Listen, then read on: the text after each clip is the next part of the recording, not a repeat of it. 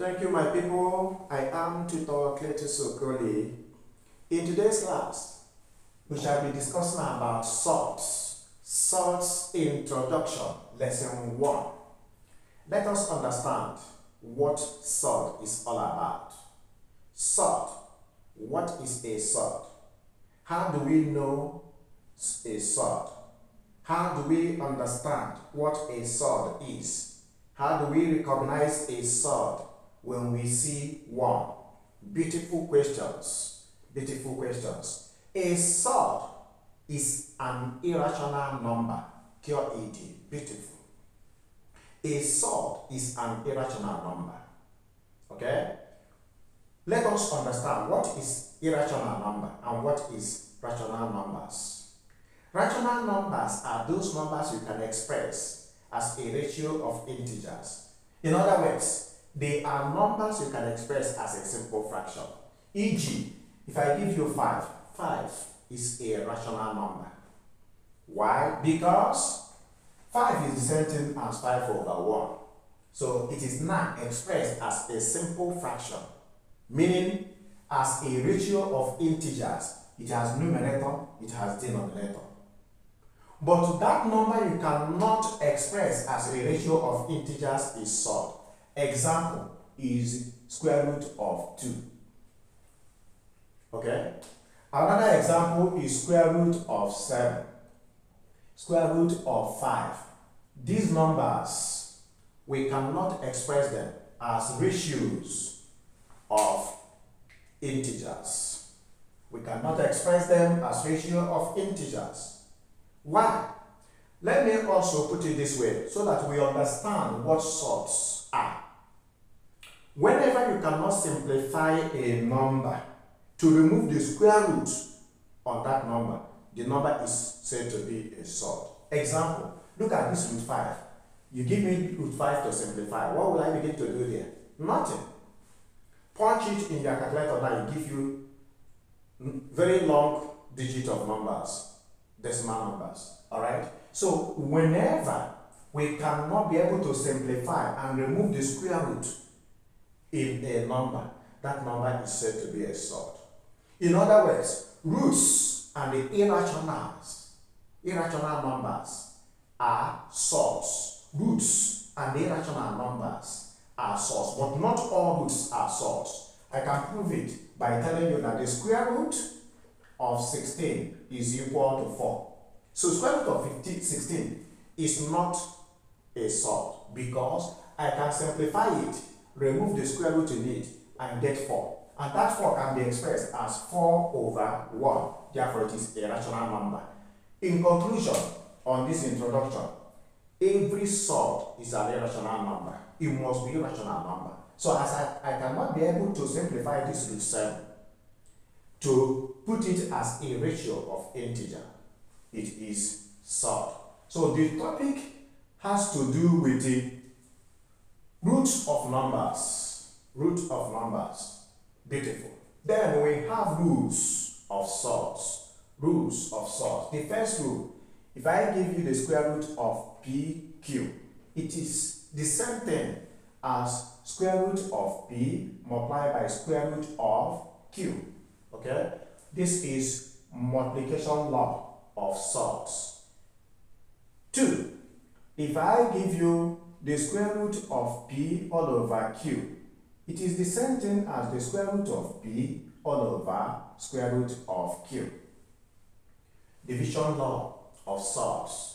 Another one, if I give you the square root of P plus Q, it is not equal to square root of P plus square root of Q. It is not equal. In other words, I have to add first before finding the square root, not separating it and finding the roots before addition. No.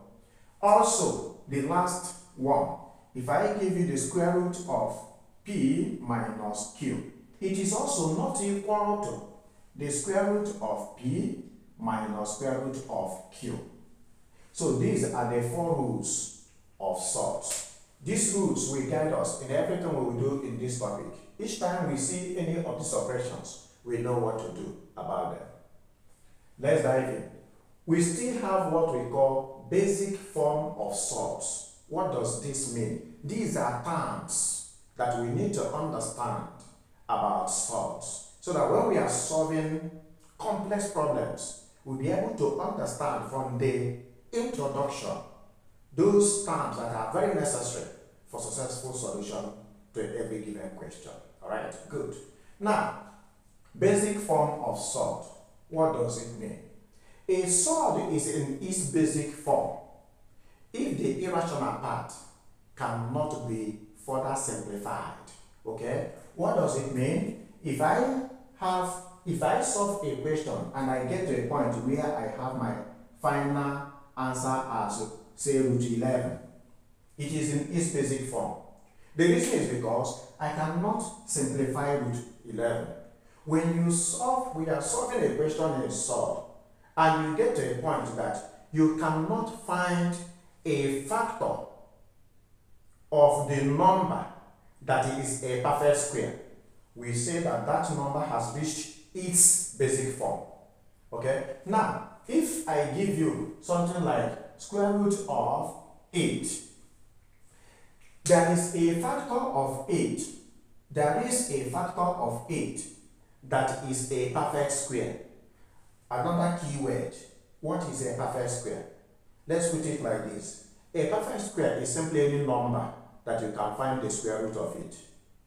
Any number you can find square root of it is a perfect square. So in this 8, I can express it as 4 times 2. So if I can find a factor of 8 that is a perfect number, it has not reached its basic form. But if I cannot find, like in this root 11, if I cannot find a factor of 11 that is a perfect square, remember I said a perfect square is known when we can find the square root of it. So, like in 8, 4 is a factor of 8. What is a factor? Any number that can divide and give you whole numbers without remainder. Alright, that is a factor. So, 4 is a factor of 8. It can divide 8 without remainder. 4 is a factor. Also, 4 is a perfect number because I can find the square root of 4, which is equal to 2. But when I see a number that I cannot be able to get a factor of it that is a perfect number, that number is in basic form. At that point, you have reached the final solution to it. That means you cannot solve it further. Basic form of SURDS. If I get something like this, maybe 2 plus 3 root 5, I cannot solve further here because it has reached its basic form. 2 is just a number, it is there. 3 root 5, I cannot simplify root 5. That is the more important thing. That in this 5, it is in its basic form. It is a SURD and it is also in its basic form. No number is a factor of 5 that has square root. We are not talking about 1 here, of course. So therefore, this is a number in its basic form. We move on. Similar SURDs. Similar SURDs. Terms that we need to know. Terms that we need to know. What does it mean when we say that SURDs are similar? SURDs are similar if the irrational parts are the same. Okay? E.g., if I give you root 2 plus root 2 root 2. Now, see the irrational part. This is root 2 here. This is root 2 here. That is the irrational part. I can add this SURD to get 3 root 2. If I give you maybe 4 root 7 plus 2 root 7. Yeah, looking at the irrational part, they are the same. It's just like saying 2x plus 3x. You can always add it to get 5x. So when the irrational parts are the same, you can add or subtract SURDs. When the irrational parts are the same, you can add or subtract SURDs depending on what you are given. So if I do this, I am going to get 6 root 7. Let's continue. If I give you 4 root 2 minus 3 root 5, they are not similar because the irrational part of this is 2, whereas this is root 5. So I have here root 2, I have here root 5.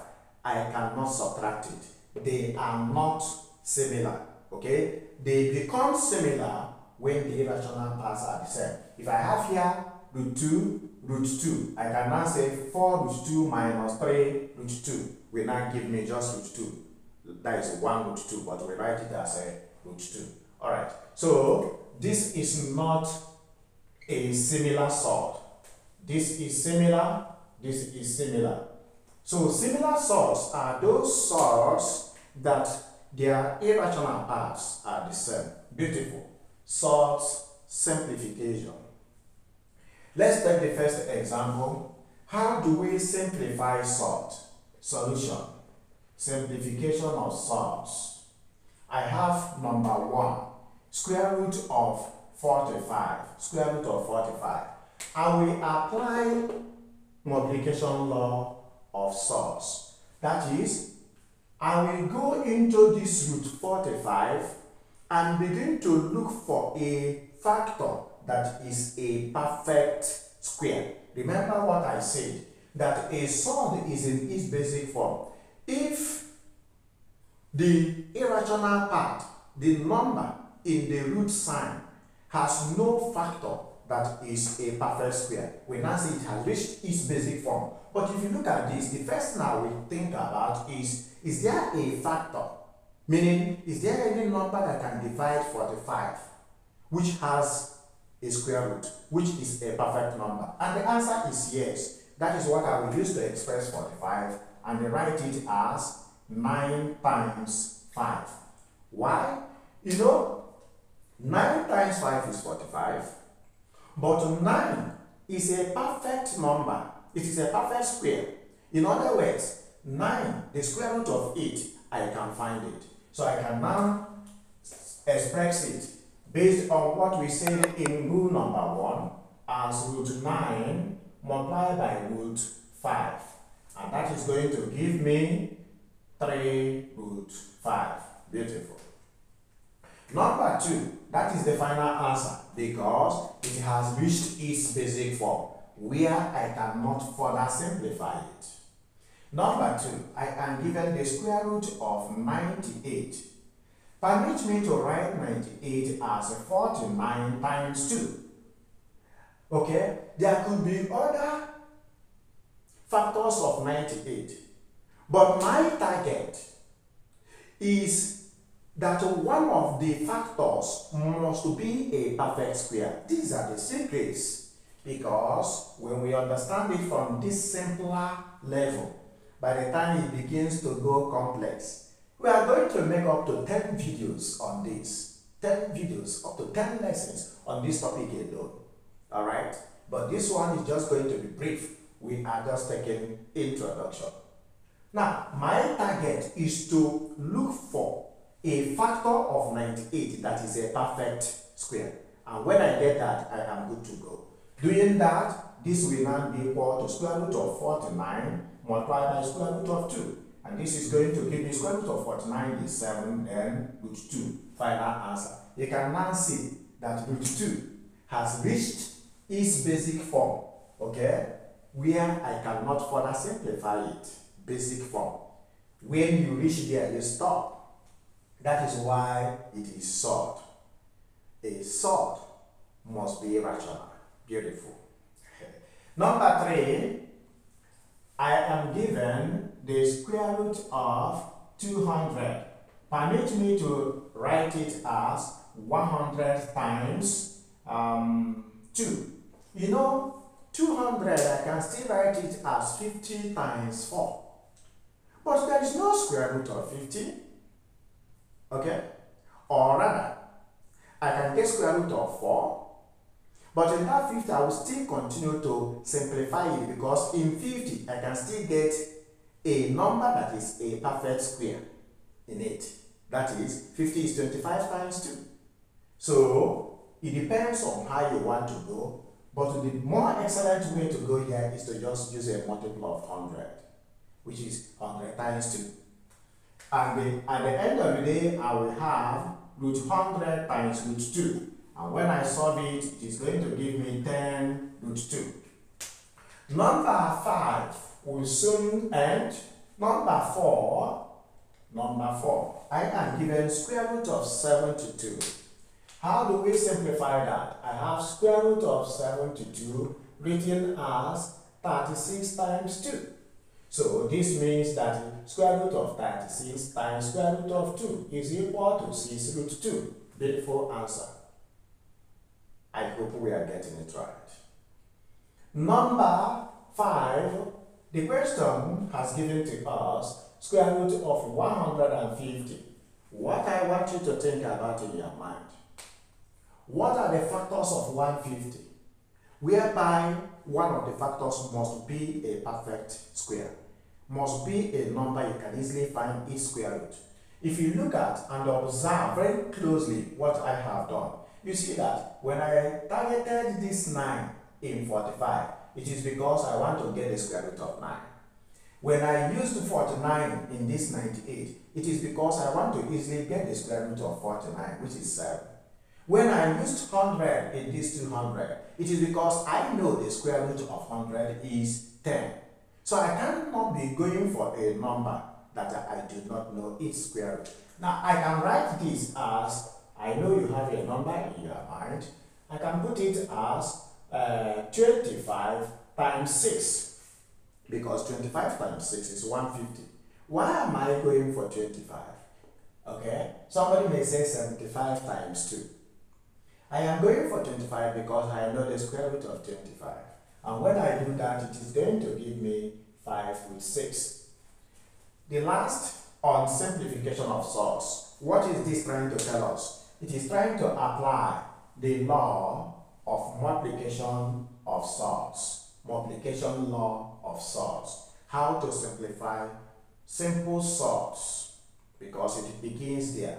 The journey of 10,000 miles begins with just a step. Alright, then if I am given in number 6 the square root of 60, how do I express it? 4 times 15, because I know the square root of 4. 4 can divide 60, therefore 4 is a factor of 60. So in that two factors of the number that I will pick, one of them should be a perfect number. That is, I should be able to know the square root of that number. So if I move on here, it is going to be for me 4 multiplied by 15. And you know that 4 times 15 will give me 60. So I have expressed 60 as a product of two factors. Beautiful. This is now equal to 4 square root of 4 times square root of 15. And it is going to give me 2 root 15. Now, why should this be my answer? Because there is nothing I can do on that 15. That 15 has reached what we call basic form of SURD. That 15 has no factor that is a perfect number. What are the factors of 15? 1, 3, 5, and 15. Apart from 1 here, because we are not going for 1 is 1. Apart from 1 here, all these numbers here, there is no number there that has square root. Now, so I should be looking at that value to see, is there a factor of 8 that is a perfect number? If there is, if the answer is yes, it has not reached the final answer there. But because that answer is no here, there is no factor of 15 that is a perfect number, because we are not considering 1 here. Therefore, it has reached its basic form, and that becomes our final answer. Let's come into addition and the subtraction, and this is where we stop in this video. We don't want to make the video to be too long. In the subsequent classes, we now begin to take questions from addition, subtraction, multiplication, applying division, different kinds of questions, simplification, rationalization of sorts. We go up to that level. But remember, if you are joining this class or watching my video for the first time, please kindly subscribe to my channel. Right, let's look at this addition and subtraction, and I have a question in it. The question is 2 root 12 plus 3 root 48 minus root 75. How do I simplify it? I still go the same method. We took it from small units. Now, it is not just like a combination of different number expressions. Like, it's just like picking this root 45 and then adding it to 98, or picking this root 200 and subtracting from it root 150. The same way you solve this and solve this, in the same way you go into them, expressing them and then simplifying to get your final answer. So doing that, I will have here 2, then square root of 4 times 3. I have expressed my 12 as 4 times 3 because I know the square root of 4. Plus 3, then square root of 16 times 3. Why? I have to choose 16 because 16 times 3 will give me 48, the original number. But that 16, it is chosen because it is a perfect number. It is a perfect square. Good. Then minus 25 times 3. 25 times 3 is 75. And I know the square root of 75. 25. That is why I choose 25 as a factor of 75. There is 15 times 5 that can give me 75. But when I take 15 times 5, which is the same thing as 75, it cannot solve my problem because I do not know the square root of 15. And I also do not know the square root of 5. So I have to target, as I have said often in this lesson, that you choose a factor among the two factors that is a perfect square. Beautiful. So now, this is now going to be 2 times root 4 times root 3 plus 3 times root 16 times root 3. What am I doing? I am now applying the multiplication law, separating this. Okay, root 4, root 3, these two written here because it is multiplying, plus then 3 written down, root 16 times root 3, minus root 25, then multiply by root 3. I have separated all of them. I will now begin to pick the answers one by one. How? 2 times square root of 4 is 2, then root 3, plus 3 times square root of 16 is 4, then root 3, minus root 25 is 5 times root 3. Great. 2 times 2 will give me 4, root 3. 3 times 4 will give me 12, root 3, then minus 5, root 3. I am almost done. Remember to subscribe and share my video as a way of supporting me. Watch with me here and see that I have root 3 here, the rational part. I have root 3 here. I have root 3 here. Therefore, we come back to similar sorts. We say that sorts are similar when the irrational parts are the same. You can add it or subtract it, depending if you are given addition or given subtraction. So, because all the irrational parts are root 3, I will add and subtract them. If they are not, I can leave the expression like that because I cannot do any other thing further since root 3 is now in its basic form. Alright, going there, 4 root 3 plus 12 root 3 will give me 16 root 3. Then minus 5 root 3, which is now going to be 16 minus 5 is 11 root 3. Final answer. Thank you for watching the video till the end. God bless you. Bye.